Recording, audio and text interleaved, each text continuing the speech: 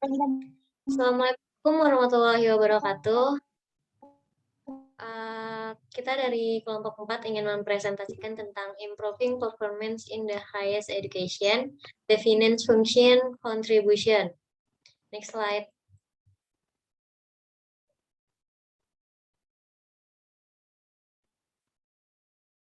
Di sini kita berlima dengan saya sendiri, Sheila Anantasya, yaitu rekan saya. Saya Melinda Nurul Ainia, kemudian ada rekan saya.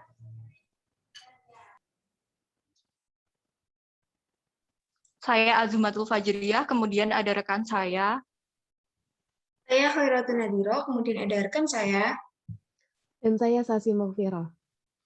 Oke, next slide. Kita akan membahas 6 konten di sini ya. Jadi yang pertama itu definisi peningkatan kinerja, dan yang kedua manajemen strategi lembaga pendidikan tinggi atau higher education institution, yang ketiga yaitu manajemen operasional di lembaga pendidikan tinggi, yang keempat indikator kinerja utama di perguruan tinggi, yang kelima peningkatan kinerja yang dilaksanakan di Universitas Brawijaya, dan yang terakhir kesimpulan. Yang pertama di sini saya akan membahas tentang definisi peningkatan kerja. Next slide.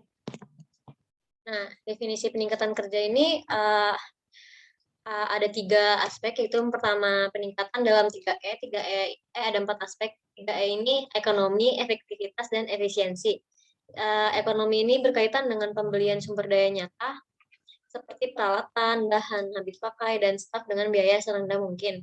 Jadi, jika suatu perguruan tinggi membayar 5% lebih sedikit untuk alat tulis dibandingkan perguruan tinggi yang lain, maka perguruan tinggi tersebut akan dikatakan ekonomis. Yang kedua, ada efektivitas. Efektivitas ini yang berkaitan dengan sejauh mana suatu organisasi mencapai tujuan yang telah ditentukan sebelumnya.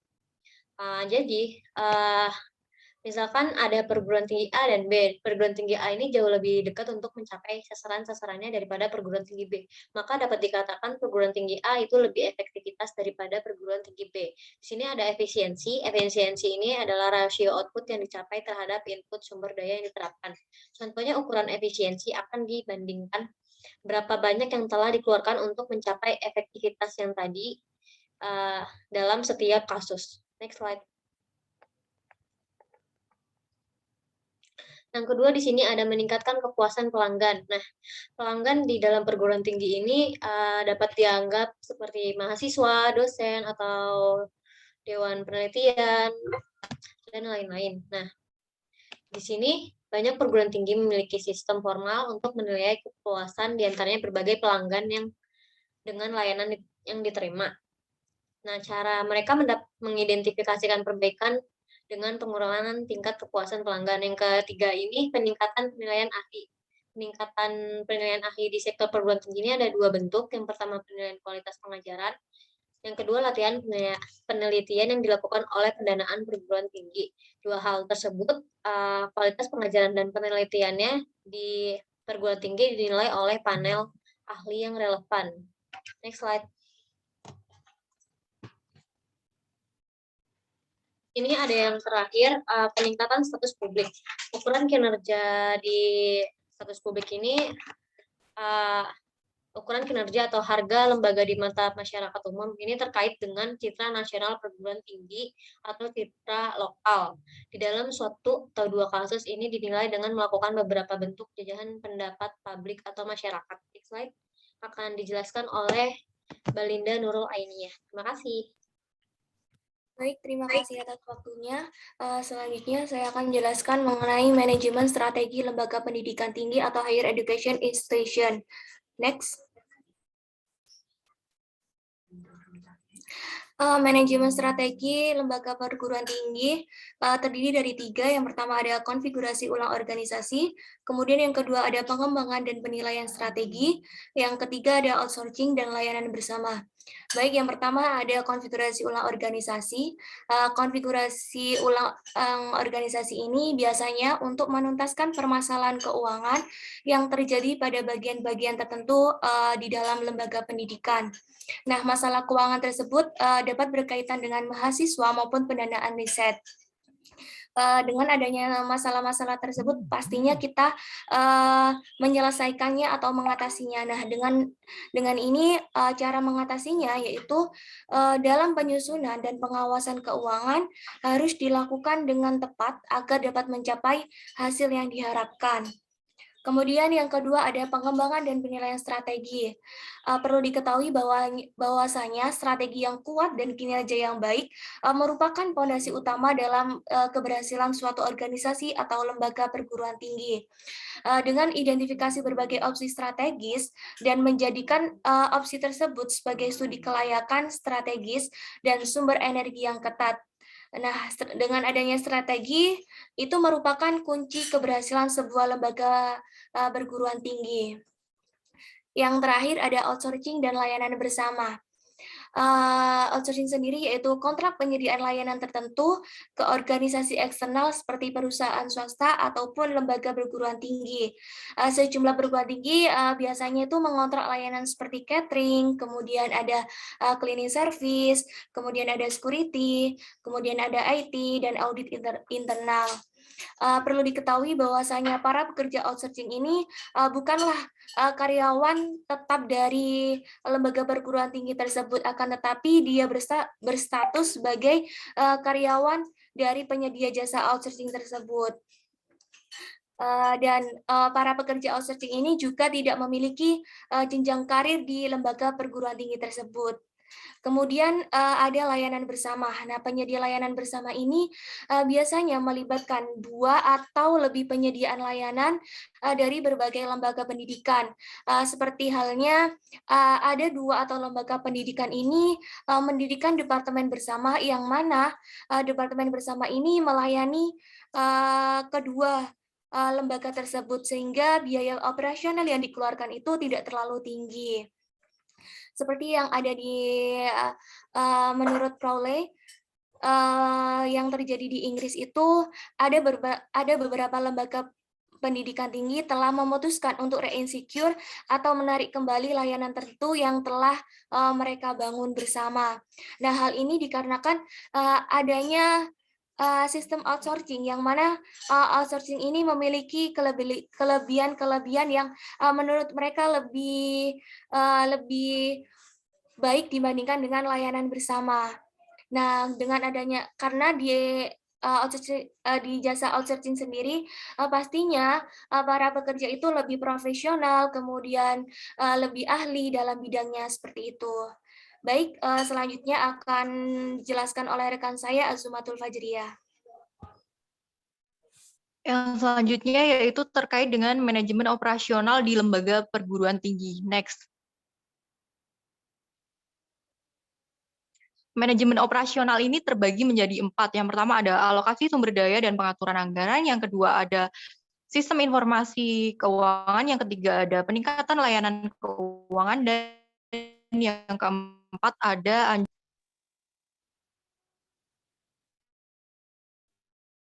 next.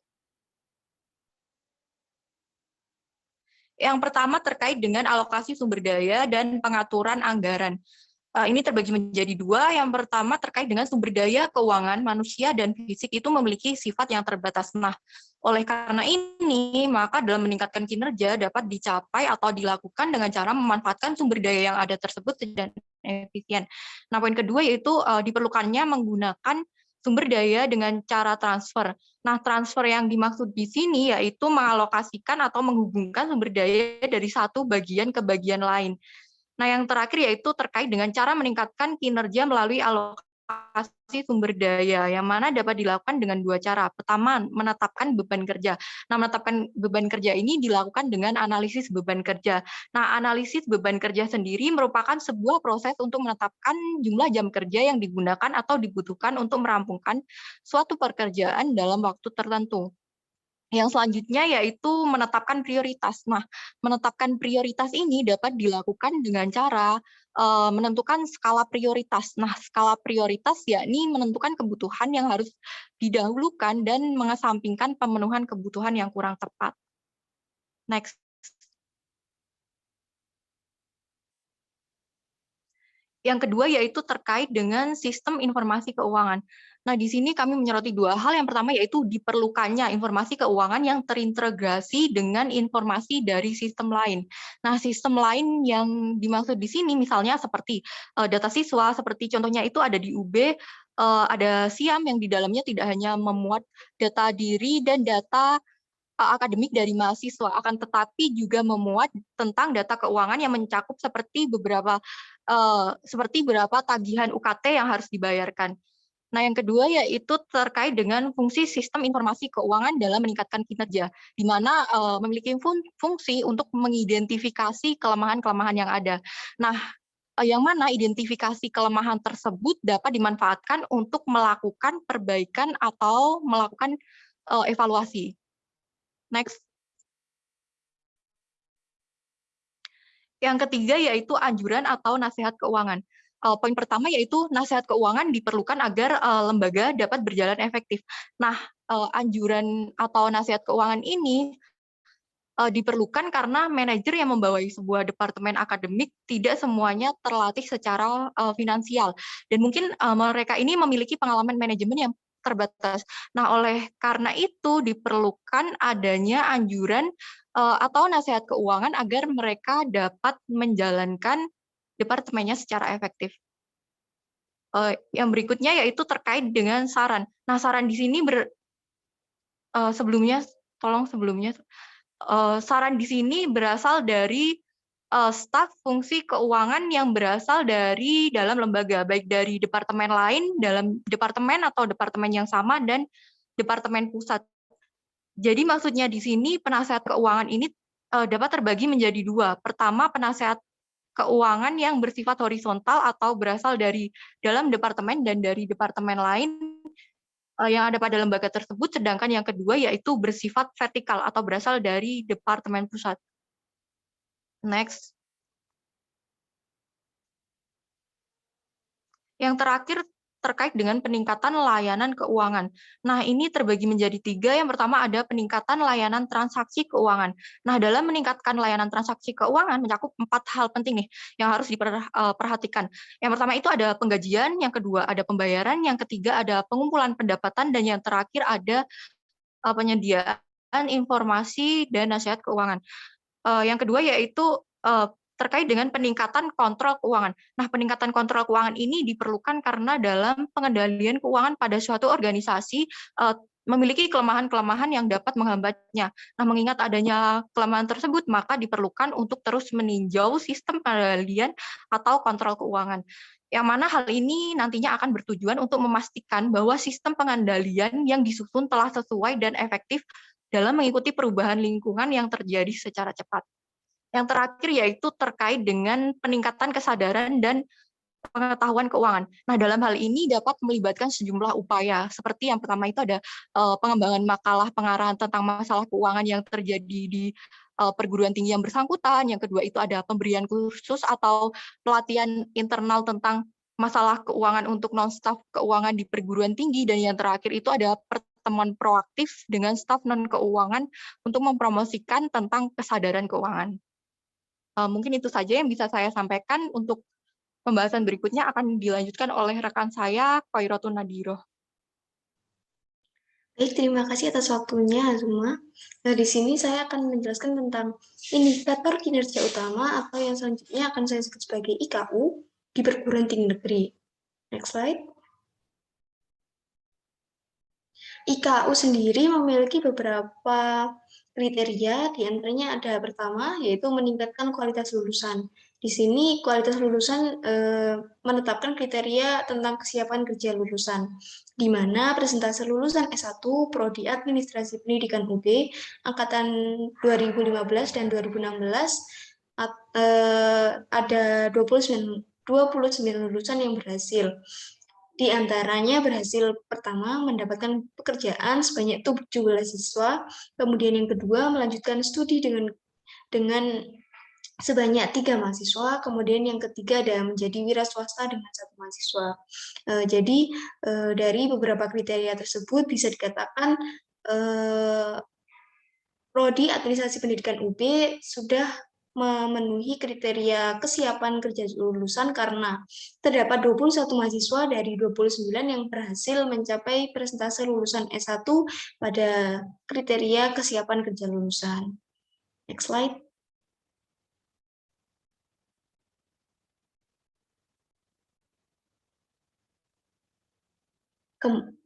Slide sebelumnya. Kemudian ada poin meningkatkan kualitas dosen, yaitu di mana pertama dosen di luar kampus. Di sini dimaksudkan seperti contohnya di UB, yaitu dosen yang membina mahasiswanya tentang PKM atau penelitian-penelitian yang sedang dikerjakan oleh mahasiswanya. Kemudian ada kualifikasi dosen. Kualifikasi dosen di sini di UB seperti dosen yang memiliki kualifikasi sertifikat S3. Kemudian ada penetapan riset dosen. Kemudian kriteria selanjutnya yaitu meningkatkan kualitas kurikulum dan pengajaran. Di sini ada beberapa kriteria, di antaranya ada kemitraan program studi, pembelajaran dalam kelas, dan akreditasi nasional. Jadi dapat disimpulkan bahwa dari beberapa kriteria tersebut, Universitas Brawijaya, terutama di Prodi Administrasi Pendidikan, telah memenuhi kriteria yang telah ditetapkan oleh IKU. Sekian dari saya. Slide selanjutnya, pembahasan selanjutnya akan dijelaskan oleh rekan saya, Sasi Magfiro.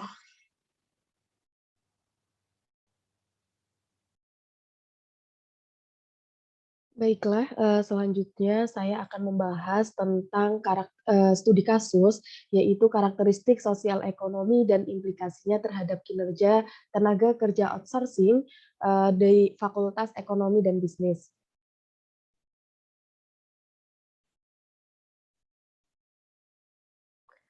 Oke, untuk studi kasus ini, yaitu kinerja karyawan cleaning service dari perusahaan outsourcing yang ditempatkan bekerja Fakultas Ekonomi Universitas Brawijaya berdasarkan wawancara kepada 7 informan menghasilkan data mayoritas sebagai berikut, yaitu pengawasan kualitas kinerja karyawan berdasarkan informan itu sudah memiliki daya yang bagus, tapi masih perlu standarisasi kebersihan sehingga tidak menimbulkan lag antara relatif antara karyawan dan user. Maksudnya di sini yaitu ketika karyawan merasa sudah bersih, akan tetapi user tidak menganggapnya itu seperti bersih. Nah, selain itu yang mendasari teknis kualitas kerja karyawan juga dipengaruhi dari tingkat besaran gaji yang mereka dapatkan, karena untuk sebagian besar orang tingkat gaji merupakan motivasi terbesar dalam bekerja. Dari hal tersebut juga karakteristik dari cleaning service yang ada di UB, khususnya di Fakultas Ekonomi, memiliki kriteria umur karyawan di bawah 24 tahun sebanyak 15 orang, kemudian tingkat pendidikan karyawan lulusan SMU sebanyak 16 orang, karyawan mayoritas belum menikah sebanyak 16 orang, status tempat tinggal karyawan mayoritas masih bersama orang tua 11 orang, karyawan memiliki tanggungan selain diri sendiri sebanyak 10 orang, lama masa kerja karyawan yang kurang dari 6 bulan sebanyak 17 orang, karyawan sudah tidak nyaman bekerja sebagai cleaning service sebanyak 17 orang. Dari hal tersebut, maka dapat disimpulkan bahwasannya sistem outsourcing ini sangat bagus untuk diterapkan karena kualitas kinerja karyawan di sisi lain sudah optimal karena sesuai dengan tingkat kebersihan yang diharapkan. Kemudian juga ketetapan waktu kinerja karyawan sudah cukup bagus dengan dibuktikan setiap pagi semua titik sudah ready dan bersih. Kemudian juga efektivitas biaya, di mana efektivitas ini dinilai penggunaannya sesuai dengan kebutuhan dan tujuan kebersihan yang diinginkan, yang diwujudkan dari kerjasama dengan pihak yang dianggap profesional di bidangnya. Kemudian juga adanya pengawasan kinerja karyawan guna adanya controlling dan perbaikan, serta yang terakhir yaitu interpersonal impor karyawan sudah cukup baik meskipun interaksinya kurang dengan user. Nah, dari hal tersebut, maka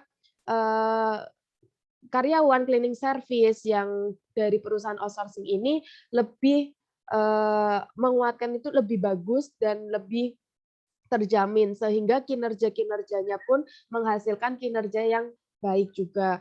Nah, dari hal tersebut juga dapat disimpulkan peningkatan kinerja sangatlah penting dalam suatu organisasi, yaitu baik dari sektor ekonomi, kemudian dari efektivitas dan efisien, lebih utama dalam konteks perguruan tinggi. Dari peningkatan kinerja tersebut, maka akan meningkatkan kepuasan pelanggan, baik itu dari ahli, sektor publik, maupun mahasiswa itu sendiri. Keuangan pun merupakan hal yang memberikan kontribusi besar dalam peningkatan kinerja di perguruan tinggi. Dengan bukti adanya gaji yang baik, maka motivasi pekerja pun akan baik pula. Nah, kemudian terutama kontribusi dalam hal manajemen strategi perguruan tinggi, pengelolaan operasional perguruan tinggi, dan menciptakan layanan keuangan yang lebih baik. Nah, setiap perguruan tinggi, baik itu swasta maupun negeri, memiliki indikator kinerja yang utama yang patut diusahakan agar mereka itu mencapai kepada indikator kinerja utama tersebut guna untuk memberikan penambahan dana oleh Kemendikbud. Nah, mungkin dari hal tersebut yang dapat kita simpulkan, kurang lebihnya kami memohon maaf, selebihnya saya serahkan kepada moderator. Oke, terima kasih teman-teman atas penjabaran materinya. Demikian presentasi dari kami. Mohon maaf jika ada kesalahan. Wassalamualaikum warahmatullahi wabarakatuh.